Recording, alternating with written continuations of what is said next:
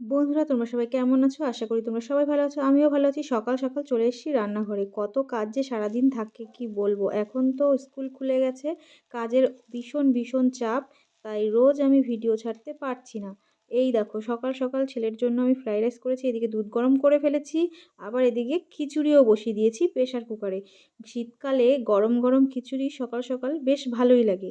আমি কিন্তু খিচুড়ি অতটা পছন্দ করি না। এইদিকে দেখো ফ্রাইড রাইসটা তৈরি হয়ে গেছে। তো তৈরি হয়ে গেছে আমি নামিয়ে ঠান্ডা করার জন্য রেখেছি। কারণ ছেলের টিফিন বক্সে আমার এটা আবার রাখতে হবে। ঠান্ডা না হলে গরম, গরম আটকালে ঘাম হবে টিফিন কারিতে। তার জন্য ঠান্ডা করার জন্য ছেড়ে দিলাম। আর এই দিকে আমি প্রেশার কুকারটা খুলে নিয়েছি। খোলার পরে এটাতে আমি ফোড়ন দেবো। কী করে আমি খিচুড়ির মধ্যে দেখো ফোড়নটা দিয়েছি। ফোড়নটা আগে কড়াইতে করে নিয়ে তারপরে প্রেশার কুকারের মধ্যে ঢেলে দিয়েছি।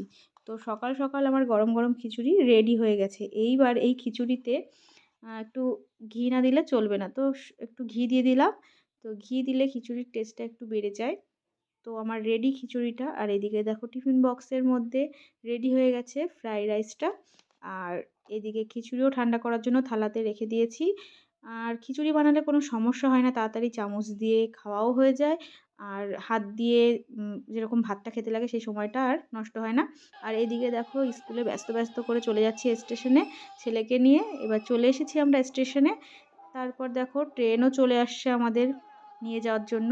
তো ট্রেনও চলে এসছে আমাদেরকে স্কুলে নেওয়ার জন্য। তারপরে আমরা পৌঁছে গেলাম ছেলের স্কুলে।